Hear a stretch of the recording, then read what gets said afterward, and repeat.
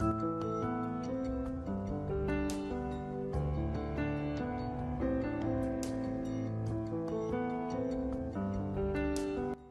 го моето училище, свети Кирил и Методий.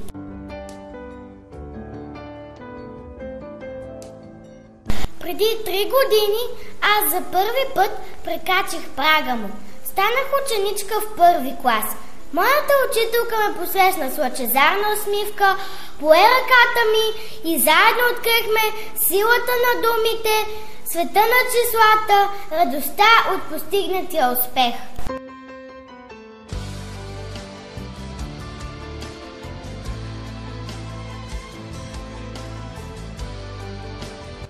Вече съм в 4-ти клас и искам да ви разкажа за моето училище.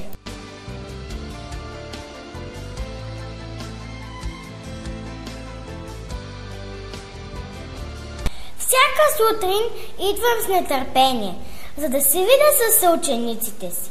Ето тук, на първия етаж, учат най-малките – първокласниците и второкласниците. Това е моята първа класна стая. Всяка година на 15 септември тя изглежда вълшебно.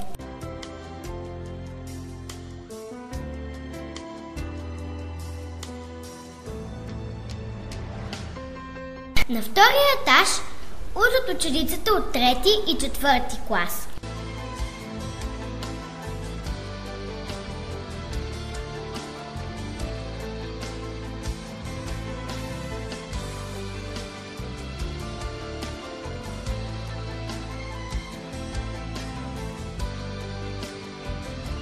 Големите са на горните етажи. През междучасията дежурните учители строго следят за реда и безопасността ни. Да си призная, играе се и то много.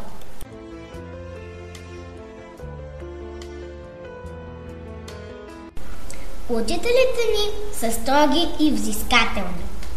Искат да постигаме високи резултати и да се стремим все напред.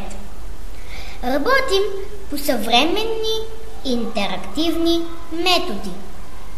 Екипно решаваме проблеми.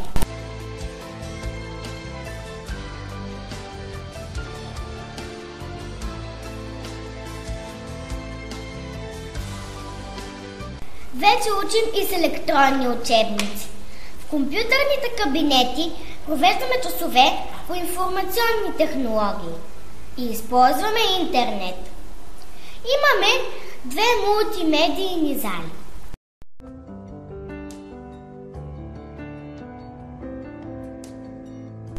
Работим по проекти, свързани с четенето на книги, с изучаването на чужд език.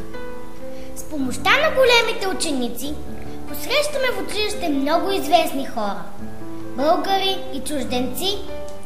Имаме и говорящ вестник, който улавя и отразява всичко в училищните празници, тържества, различни събития.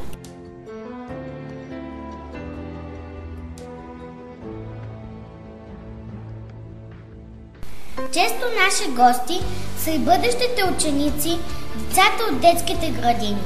С тях четем книги. Подготвяме занятия и уроци. Организираме състезания.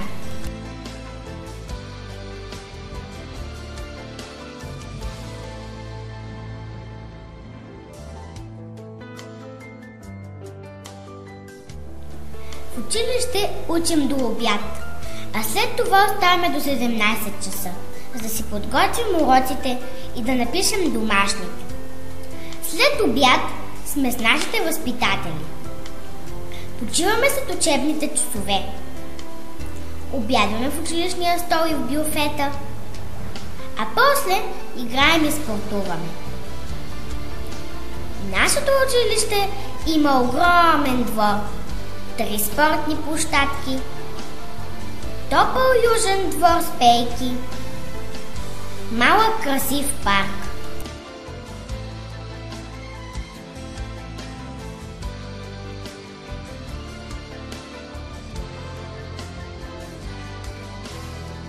Имаме и игротеки. Когато искаме да играем образователни игри, да рисуваме или пък да се забавляваме.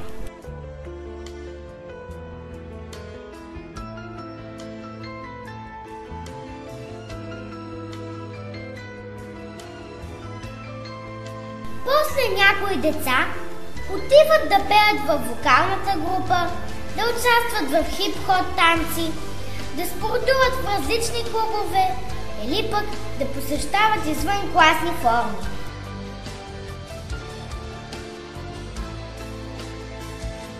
Заедно с учителите и възпитателите ходим на екскурзии, зелени училища, на театър, на кино.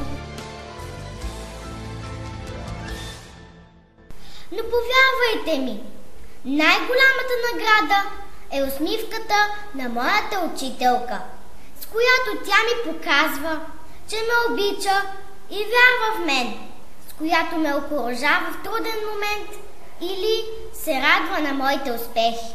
Ето това е моето училище.